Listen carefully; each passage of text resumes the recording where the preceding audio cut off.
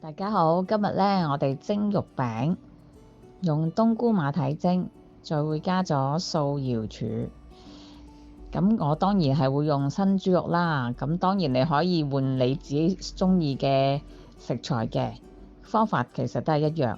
但新豬肉呢，加咗一啲特別嘢呢，就可以令到佢更加滑。呢個方法用落蒸肉度都得㗎。我係素口仔媽咪。好啦，呢度啲材料啦，準備咗先。好啦，啲嘢就切晒啦。咁金菇啦就切咗好似瑤柱咁嘅長度啦，跟住拎去炸，炸到金黃色先。馬蹄切粒啦，冬菇切粒啦。咁呢度有啲麥皮嘅，咁我浸咗熱水啊，浸咗2羹。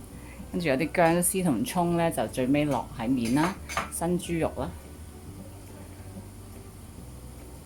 變咗炸到乾身咧，微金黃咧，出咗嚟就好似乾瑤柱啦。好啦，咁我哋撈咗啲嘢先。咁馬蹄啦，切咗粒。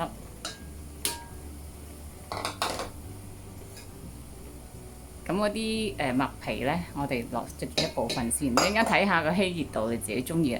冬菇落多落少，你自己中意啦。咁啊，攪勻呢度先。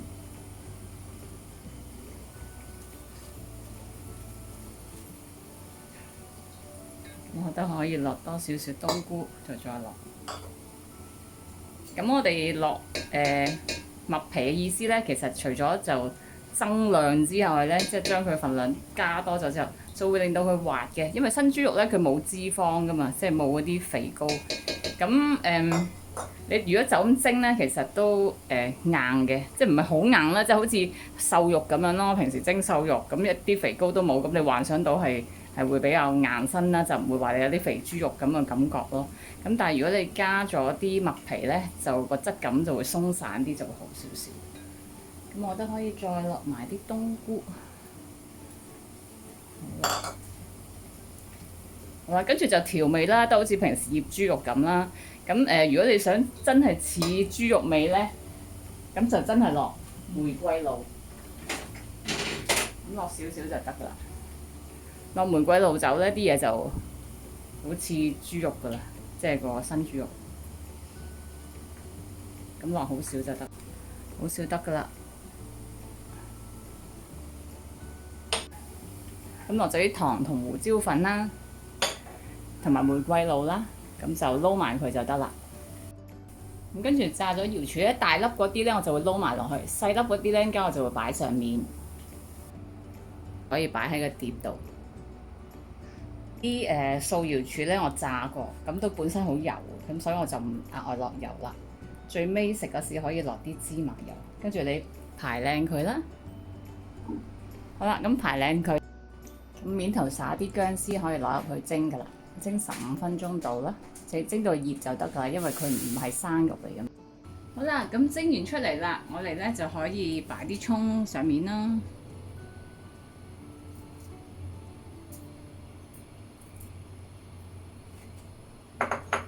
咁燒熱咗啲油，就可以蘸上面。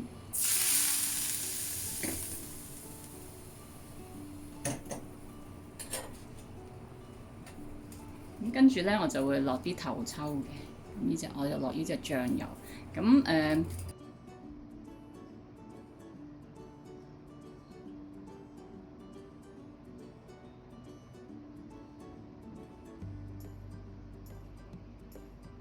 落翻頭先我哋炸咗啲素瑤柱，即係金菇落去裝飾下。咁如果你唔落都得嘅，你成碟餸都唔落金菇都冇問題。咁都係普通蒸肉餅，平時我哋都係蒸肉餅都冇乜落瑤柱，只不過我就裝飾下啦。